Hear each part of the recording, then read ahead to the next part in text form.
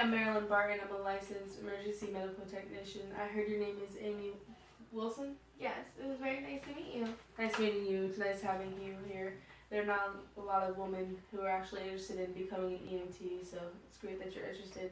Yeah. I heard you have a few questions to ask me today. I do. So to start it off with, what is your purpose in life? It's great that you asked me that.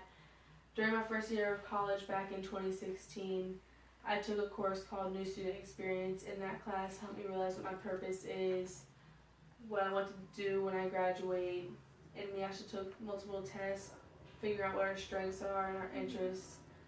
So with that being said, my purpose in life is to be happy, be a light, and love all. No matter what my day is like, no matter what I go through, I always try to push through with a smile on my face. That's awesome. Alright, so how did your purpose inform your career goals? Well, I like making sure that everyone is safe and healthy at all times. And that's what I do being an EMT most of the time. Like even after accidents, I make sure that everyone's okay, safe, healthy.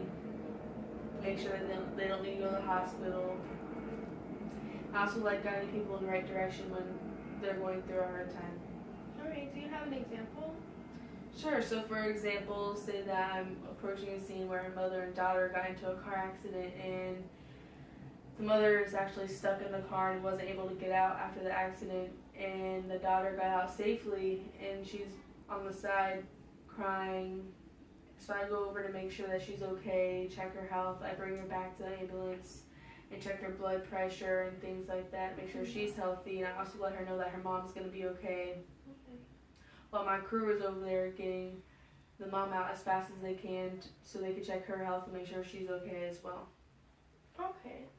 Also, what are your strengths and how do they tie into your career?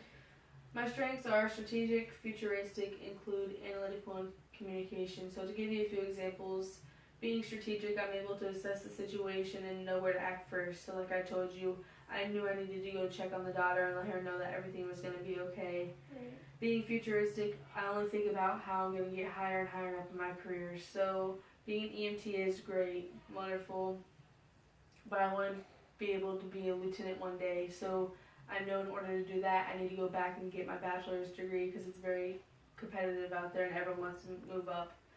Being an includer, I include my crew in everything I do. We always work together. We're like family, nothing can break us apart. Wow, awesome. What are your interests and how do they tie into your career?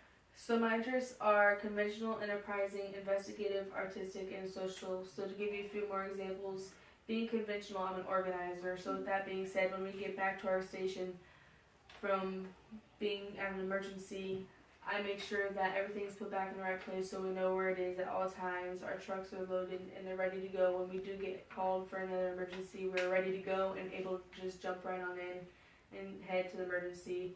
Being investigative, I'm always a thinker. I'm always 2 steps ahead.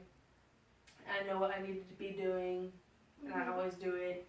Being social, I'm a helper. I help my crew out at all times. Communication is key. Okay. So what do people do in your profession? EMTs are first responders in the event of a medical emergency. With that being said, we deal with car accidents, childbirths, violent traumas, heart attacks, things along those lines. Okay. So what are some general workforce skills you need to have to be an EMT?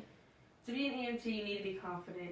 You have to have great judgment. You have to be able to remain calm, good communicator, have great communication skills, and have great self-motivation. With that being said, you also have to at least have a high school diploma or a GED.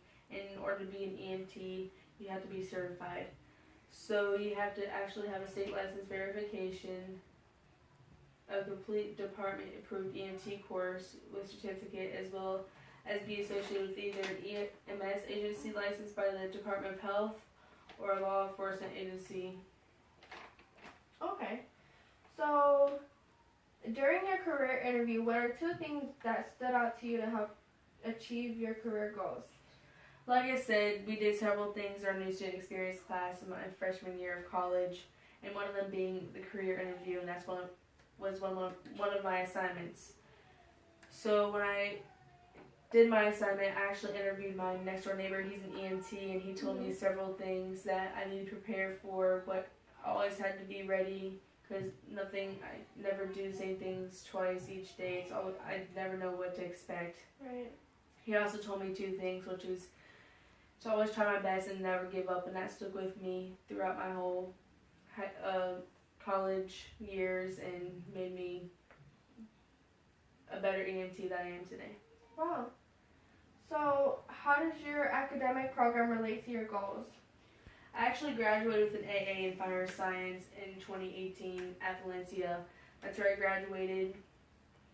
So like I told you, I have a certificate to be an EMT and I have an AA. So actually my new student experience class helped me figure out my goals and set deadlines for myself, as well as my educational plan, which helped me graduate college on time and get through college. Alright. So, how much was your education? My education in total was a little less than $10,000 just for my AA and certification to be an EMT. But like I already told you, I'm going to go back and get my bachelor's degree, which is several thousand more. So yeah. Okay. So, I was also wondering, what are some resources you used at Valencia to help make you successful? That's great that you asked. There are two main resources I use, which is my academic advisor and tutoring center. I went to my academic advisor multiple times to make sure I was on the right track for graduation and make sure I was taking the right classes to be an EMT and to graduate with my AA in fire science. Okay. Like I told you, I went to the tutoring center as well, which helped me with all my classes that I needed help with and assignments I needed help with so I could get the best grades possible. Great. Alright, well, thank you so much. You're welcome. It was very nice meeting you. Likewise, I hope that still makes you want to be an EMT. Of course. With that being said, I left you some tips on how to become an EMT and some things you should take a look at, and also some classes that I advise you taking to be an EMT.